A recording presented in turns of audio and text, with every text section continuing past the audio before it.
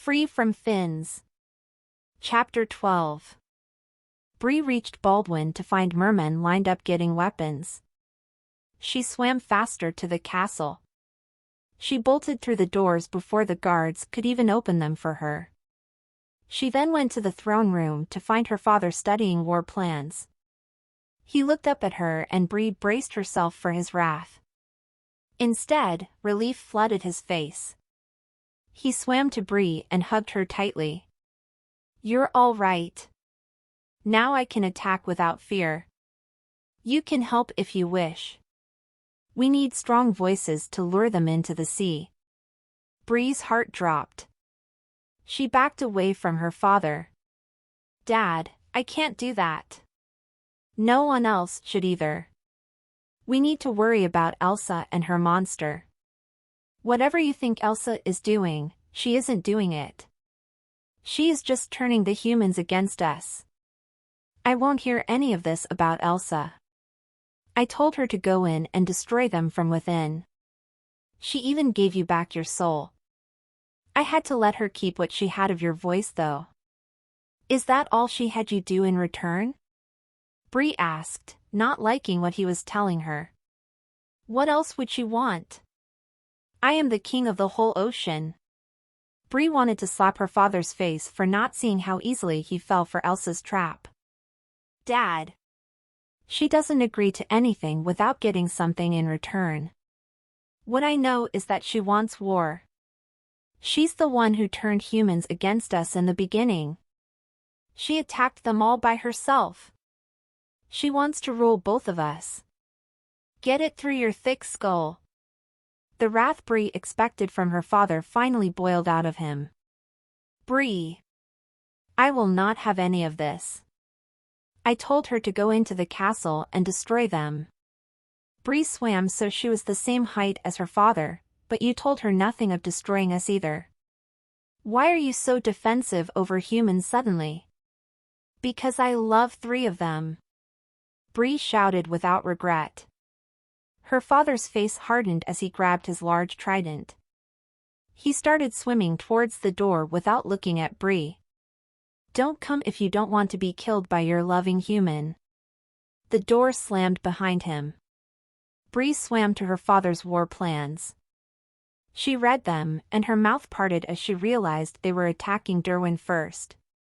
She closed her eyes thinking.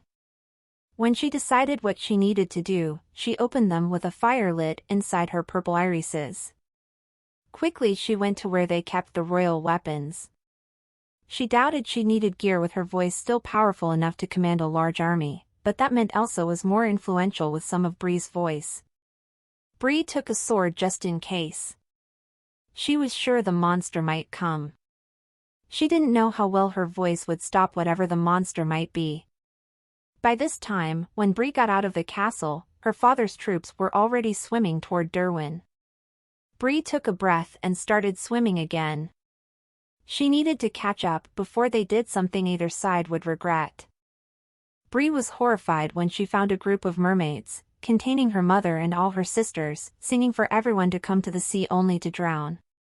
She looked around for a spot where her voice would ring out as she saw men walking like zombies to the sea.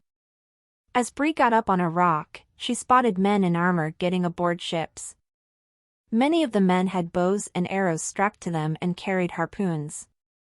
She knew she had to stop this once and for all. Just as the men who were under the mermaid's trance got to the water, Bree started to sing. Her song didn't just go to the humans, but to everyone that could hear her words. Her voice was strong and more powerful than it had ever been. "Stop this war. Before neither breathes. Go back to shore. Not to the seas. There's a bigger threat. That you're both missing." The men in the waters came to their senses in a way. The mermaids who were singing stopped and listened to Bree. Bree's mother and older sister, Camille, looked at her, both awed by her courage. King Bardo also spotted Bree on the rock. He sent one of his warriors to get her and take her home. He couldn't have her convincing his own people not to fight or have the humans take advantage of the distraction. However, Camille and Queen Adela saw this. They got in front of the merman Bree's father had sent to capture Bree. The merman didn't know what to do with so much already going on, so he just shouted at Bree in a lame attempt to stop her. It was a hopeless thing to do. Up in the castle, watching from the balcony with the King of Derwin at her side, Elsa grew furious. She didn't understand how Bree's one voice still had the strength to wash over so many people. The only thing Elsa got out of Bree being there was showing King Philip that Bree was indeed a powerful siren that needed to be killed. She needs to be shot down, Elsa said with as much power in her voice as she could muster. King Philip nodded. I can see why, but we already knew that when she escaped. Then he sent the request down to his men to shoot Bree. Down with the men getting on the boats, Daniel heard this message like many of the other men. They all questioned this order since it was clear Bree's singing was the only thing protecting them from the other mermaids' commands of drowning. Daniel's men looked towards him for orders as the other ships set sail to get closer so they could shoot the mermaids down and then the mermen. Don't shoot, just get me over there. Listen to her voice, only her voice. Daniel shouted to his men. They nodded, clearly agreeing with his commands over his father's. They set sail on the newly made ship, heading where Bree sat on her rock. The battleship was taking too long to get there as arrows fired in Bree's direction. Soon, Bree was forced to abandon her rock. The merman who'd been asked to take her away quickly swam after her, avoiding Bree's mother and Camille. The merman didn't last long when it was 3 against 1. He gave up and headed to the back of the lines. Through the mess of things, Bree continued to sing as best she could. Daniel noticed she was trying to get closer to the shore. He shook his head as he realized he wanted to be on the land. She didn't make it to land just yet though, as she made cover behind another rock formation. The ship was still going to the course it needed to go, just with a few adjustments. Now that Bree was closer, the men shooting at her finally couldn't outlast her singing. They started to drop their bows. Elsa held in her anger as she watched this, but her attention was snatched by a voice behind her and the king. Dear King of Derwin. You have been fooled, Nicolette said as both Elsa and King Philip turned to see who was speaking. The one you stand next to isn't the Princess of Amici. She is a siren by the name of Elsa. King Philip laughed as did Elsa. Elsa knew none of her maids would or could possibly betray her. The maids were all under her trance. However, they both stopped laughing when the King of Amici entered the room wearing his blinding white apparel and Nicolette took off her servant's hood revealing a glittery crown on her head. This is my daughter, Princess Nicolette. That is not, the King of Amici said pointing to Elsa, though she looks like my daughter's servant, I am told she is not that either. The King of Derwin looked at Elsa. What proof do you have of this? Elsa smiled and said, they don't have any. Nicolette gave a pure look of hatred towards Elsa as she ran forward snatching Elsa's string of pearls off her neck. The pearls dropped to the floor and rolled everywhere. Elsa's features rippled and changed into who she really was. Her hair and face were now her own. Despite this, Elsa still smiled. It did feel great to be herself again. She just wished she had paid attention more to what Nicolette looked like, but what did it matter? She wanted her name to go in the history books anyhow. Before anyone else could say anything, Elsa jumped off the balcony. Right before she hit the ground, she used her black magic to help her land safely as a cat would do. She looked up at them, then ran towards the beach. Once she got there, she walked slowly while singing her signature song. For Bree, Elsa's voice was much too strong mixed with the mermaids that still sang. This time, she would have to get to the beach if she didn't want these men to drown. Daniel got the memo as well that Bree was going to shore. He needed to protect her in any way possible. He took what heavy armor he had on, chucked it to the side, and dived into the water. Quickly, he began to swim, though many mermen started to attack him. He fought back as best he could. He was surprised when Camille came and helped him as well as Bree's mother. They got into the shallow area, only feet away from Bree. That's when he saw the men charging at her as she sang. From the shallow area of the sea, King Bardo also saw Bree right in the middle of the men. His eyes were shot with apprehension as he looked upon his little girl. Daniel raced through the shallow waters with his sword held tightly in his hand. He charged at the men. Just as one of their swords was about to hit Bree while she was trying to sing and defend, Daniel came to the rescue. He blocked it and kicked the man, then moved to the next and the next, knocking them all to the ground. They got back up a few times, but Daniel booted them down. Finally, he threatened them with his sword at one of their necks. The men gave in to Daniel's request to leave Bree to him. As the men ran away, Daniel knelt down in the water and wrapped Bree in his arms. She looked up at him grateful he was there as she continued to sing her little tune. She paused for a second to reach up and kiss Daniel. Her father saw it all, and for the first time, Bree's voice and actions got to him. His heart softened. Then he realized that the mermaids were still singing and the mermen still fighting. "Stop!" King Bardo shouted out. Everyone, including Elsa, fell silent at how loud his call echoed. Bree's father swam to Bree and Daniel. The two both watched him as he did. In fact, everyone waited to see what he might do. Elsa, not knowing the change in his heart, thought he might kill Daniel. "I've seen enough," he said to only Daniel and Bree, "to know I was wrong about everything." His eyes set on Elsa with a hard cold stare. Elsa was disappointed, but she wore her grin as she mumbled words of witchcraft. The words shot through the entire ocean to the dark depths of the sea where her monster waited for a feast. Within moments, the merfolk felt a great sorrow as the sea trembled. "It's the monster," Daniel said. "Get to your ship, boy," Bree's father said to him. Daniel did as he was told with the help of Bree. She swam him to his boat where he then climbed up to command it. They prepared for this moment, though it had come sooner than he thought it would. At least the merfolk were helping them now. King Bardo sent some of his men to go check on O2, the kingdom he feared had been attacked. King Philip came down to the beach with the king of Amici and Nicolette.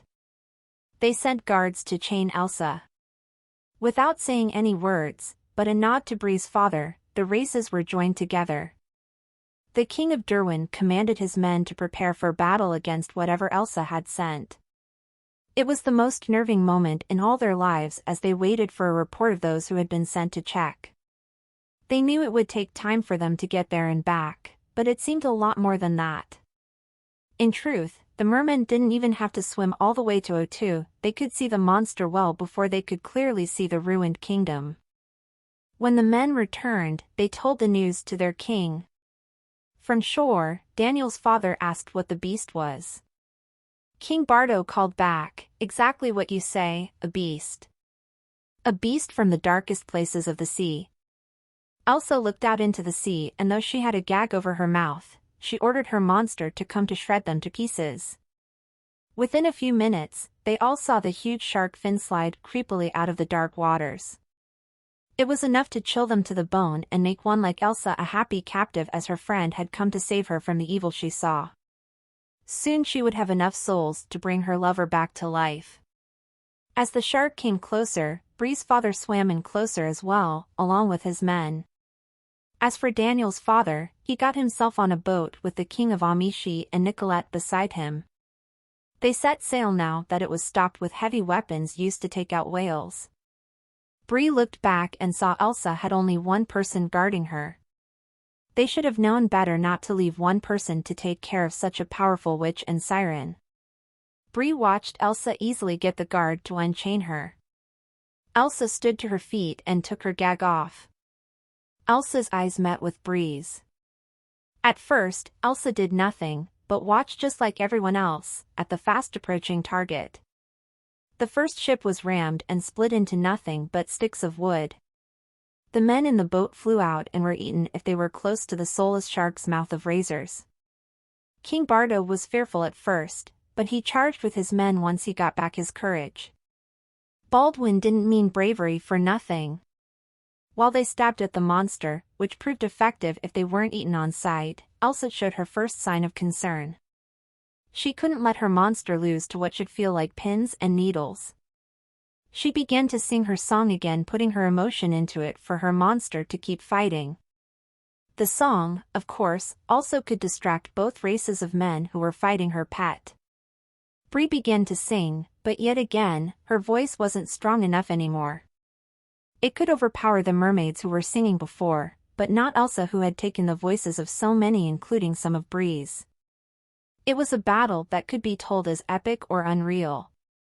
The shark gained his might again as it crashed itself against another ship, sending it to its grave. Men and mermen died about every minute. Arrows were shot, spears were thrown, and blades were hacking at the beast, yet it had its own armory just in its teeth and its large size. Many might even dare say that its own fin acted much like a deadly saw as well. The only thing that kept either side from falling was the two battling voices. Bree's voice began to waver. She almost felt as if she was useless. She also thought that she could hardly sing to such awful music that played behind her. The screams and boats ripping apart didn't make lovely sounds. Just as Daniel's ship was being attacked by the shark, Bree heard someone begin to sing with her.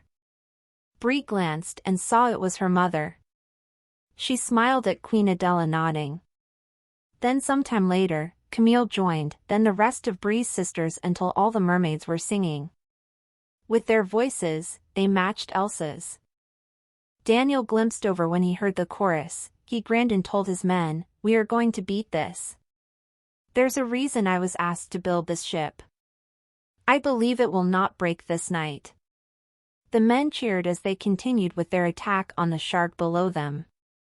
Those from the fallen ships that weren't eaten climbed aboard and joined with those same cheers.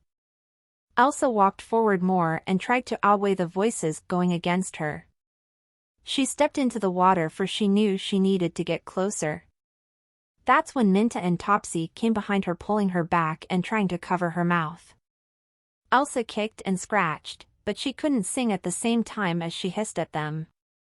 She used some of her magic to control some water and hit both Topsy and Minta back. It knocked them off their feet and they went unconscious once they hit hard against the sand. Bree should have known Elsa wasn't someone to pick a fight with. Elsa turned back to the sea. Out of nowhere, Elsa summoned one of her potions. It was the same type Bree drank.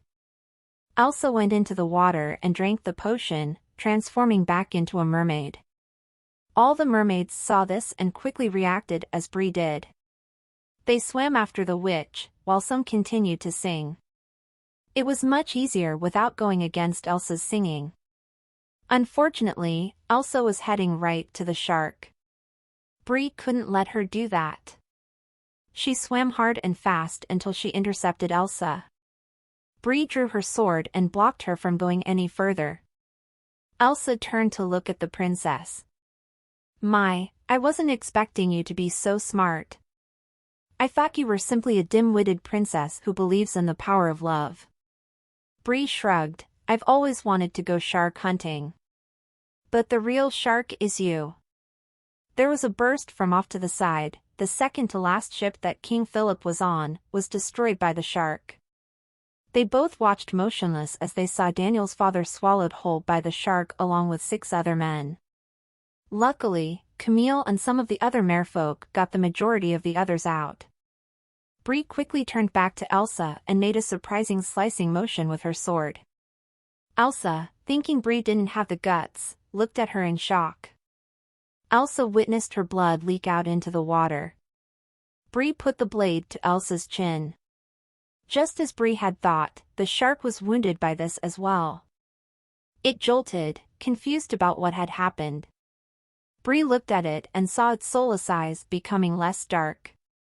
The battle was silenced when everyone saw that the shark had stopped moving. From his ship, Daniel took a spear and threw it right at the shark's nose. The shark whined, now feeling all the pain of the arrows and wounds in it. In agony, the shark swam all the way back to its cave where it would sleep for a very long time. See, you were always the real monster the Creator warned us about. The shark wouldn't have attacked us if it weren't under your trance like so many others. And I actually do believe in love. Whether or not it's true love, I'll figure that out, Bree said to Elsa as Elsa held on to her injury. Your love will never be as true as mine, Elsa said. You'll pay for this, Bree, all your people will. I know the destiny that is set in play if things go wrong. You may kill me, but the voices I've collected over the years will get their revenge. They'll do it. I was going to free them and bring life to my love. I'm sorry you lost someone, Elsa, but this is not love. Trading the souls of thousands for the life of one isn't right, Bree responded, watching as Elsa's lips began to tremble. The witch clenched her fists so tightly they shook. Don't you know humans are murderers? They killed my fiancé. And your father wouldn't do anything. That's why I started this, and my revenge has twisted every soul trapped in that cave. It won't end with me. Some mermen came behind Elsa and grabbed onto her. They took her to the surface of the water, and Bree followed them. Bree never thought she would pity the witch, but watching the confidence flee from Elsa's body was sorrowful. She finally realized the only way to reunite with the dead was by dying herself. Instead, Elsa had spent years boosting her powers in a folly attempt to get what would be always out of reach. When Daniel saw Bree emerge from the water, he quickly jumped from his boat to meet her. She smiled as he came near. It faded when she remembered Daniel's father was dead. I'm so sorry, Daniel, she started to say, but Daniel stopped her by pressing his fingers to her lips. For what it's worth, he died a hero. The King of Baldwin swam to the pair with a humble expression. I know not what to say. My heart has changed and I feel like a broken king. Bree shook her head. You aren't, Dad. I don't think you'll ever be. King Bardo turned to Daniel. Now, what should we do with Elsa?